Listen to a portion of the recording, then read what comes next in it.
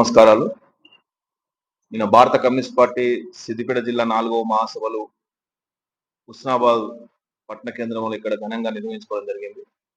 ఈ మహాసభలకు ముఖ్య అతిథిగా సిపిఐ రాష్ట్ర కార్యదర్శి కొత్తగూడెం శాసనసభ్యులు పూనం సాంబశివరావు గారు, సిపిఐ జాతీయ కార్యవర్గ సభ్యులు చాడ వెంకటరెడ్డి గారు, మాజీ ఎమ్మెల్యే గారు, అదేవిధంగా కలవేన శంకర్ గారు, సిపిఐ రాష్ట్ర జిల్లా నుంచి ఎంపిక చేసినటువంటి 266 మంది ప్రతినిధులు ఈ యొక్క మహాసభలో పాల్గొన్నారు. ఈ మహాసభలో ముఖ్యంగా ప్రధానంగా ఈ జిల్లా సమగ్ర అభివృద్ధి కోసం సిపిఐ బలమైనటువంటి ఉద్యమాలు నిర్వహించాలని, అదేవిధంగా గతంలో అనేక పర్యాయాలు ఉస్మానాబాద్ నియోజకవర్గంలో సిపిఐ ప్రాతినిధ్యం ఇస్తున్నటువంటి సంగతి మనందరికీ తెలిసిందే. అందుకే హుస్నాబాద్ ముఖ్యంగా ఈ ప్రాంతంలో ప్రజలు ఎదుర్కొంటున్న సమస్యలపైన రేపు రానున్న రోజుల్లో స్థానిక సంస్థలకు సంబంధించినటువంటి స్థానిక సమస్యలతో పాటు ప్రజలు ఎదుర్కొన్న అన్ని సమస్యలపైన ప్రత్యేకమైనటువంటి దృష్టి సారించి పార్టీ నిర్మాణం, ప్రజా సంఘాల నిర్మాణం కోసం శక్తి వంచన లేకుండా కృషి చేయాలని చెప్పి మహాసభలో నిర్ణయం తీసుకున్నాం. అదేవిధంగా ముఖ్యంగా సిద్దిపేట జిల్లాకు సంబంధించి సిద్దిపేట జిల్లాలో యూనివర్సిటీ లేదు. ఇప్పటికే ఒక విద్యాపరంగా జిల్లా కేంద్రంలో మొదటి నుంచి అనేకమైనటువంటి కాలేజీలు ఉన్నాయి. కానీ సిద్దిపేటలో కూడా ఒక యూనివర్సిటీని ఏర్పాటు చేయాలని చెప్పి ఒక నిర్ణయం తీసుకున్నాం.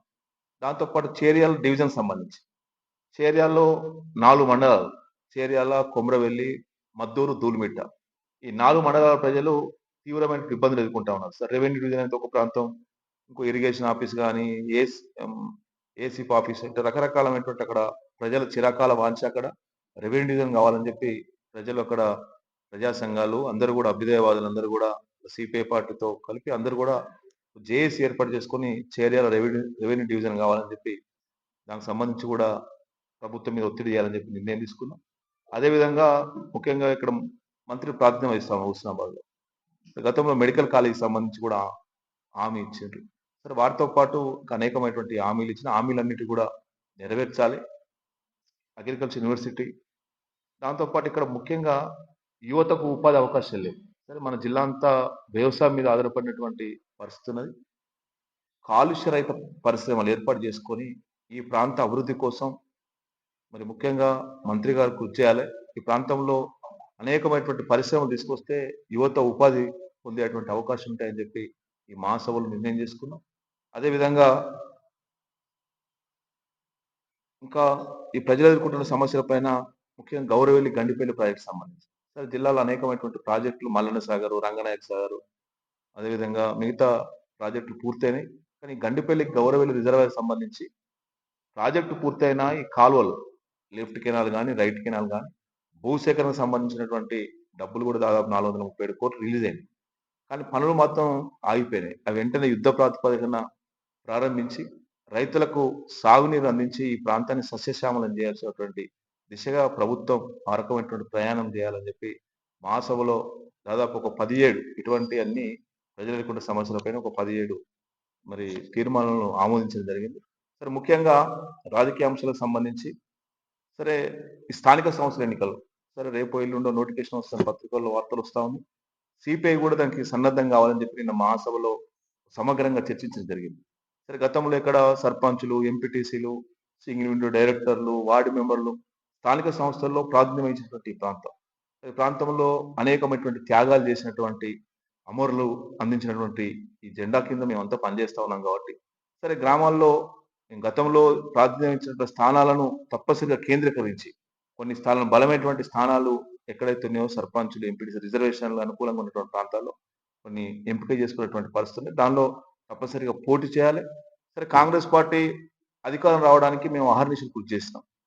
రాష్ట్రంలో కాంగ్రెస్ పార్టీ అధికారానికి గత బీఆర్ఎస్, టీఆర్ఎస్ సంబంధించిన నియంత కేసీఆర్ గద్దించాల లక్ష్యంతో మేమంతా త్యాగం చేసినాం. ఒక్క సీటు కొత్తగూడెం సీట్ ఇచ్చినా 118 నియోజకవర్గాలు, 119 ఒక్క సీట్ ఇచ్చినా 118 నియోజకవర్గాల్లో ఈ కాంగ్రెస్ పార్టీ అధికారం రావడానికి మేమందరం కూడా శక్తివంచనగా కృషి చేసినాం. కాబట్టి మా వాట నిన్న మా సాంబశివరావు గారు కూడా చెప్పారు, స్థానిక సంస్థల ఎన్నికల్లో కాంగ్రెస్ పార్టీ మాకు సముచితమైనటువంటి స్థానాలు ఇస్తే తప్పనిసరిగా మమ్మల్ని గౌరవించవలసిన బాధ్యత వారి పైన ఉంది.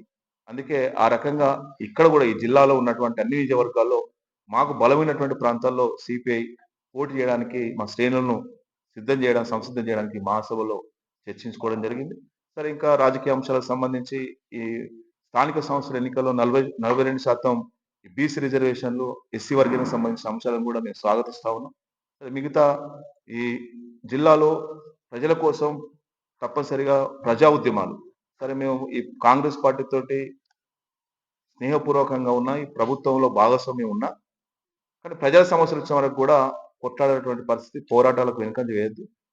ప్రజలకు ఎక్కడ ఇబ్బందులు ఎదురైనా కూడా ప్రజల పక్షంగానే సిపిఐ పార్టీ ఉండాలని చెప్పి నిన్న మహాసభల్లో చర్చించుకున్నాం.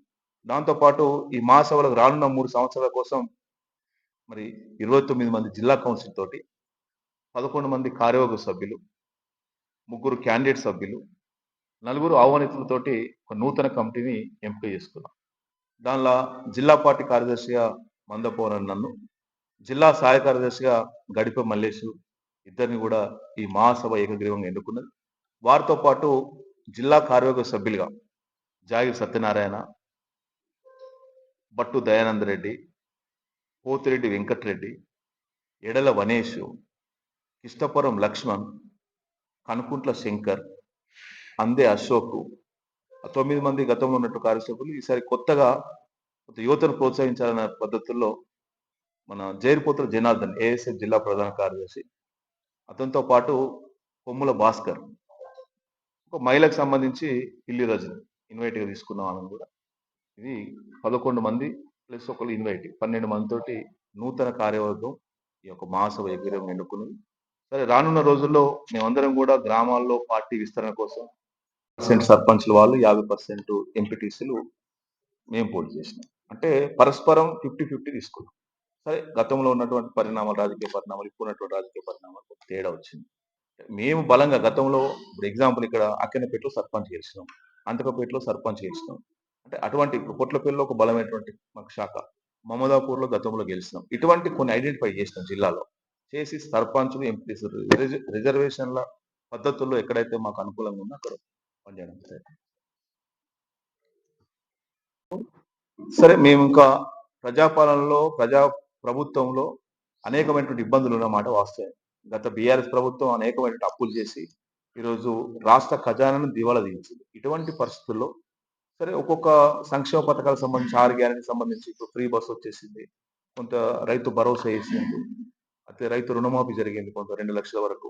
ఇంకా ఈ సంక్షేమ పథకాలకు సంబంధించినటువంటి గ్యారెంటీలు ఏముందో రానున్న రోజుల్లో పూర్తి చేయాలని చెప్పి మేము సిపిఐ పార్టీ కోరుకుంటాం.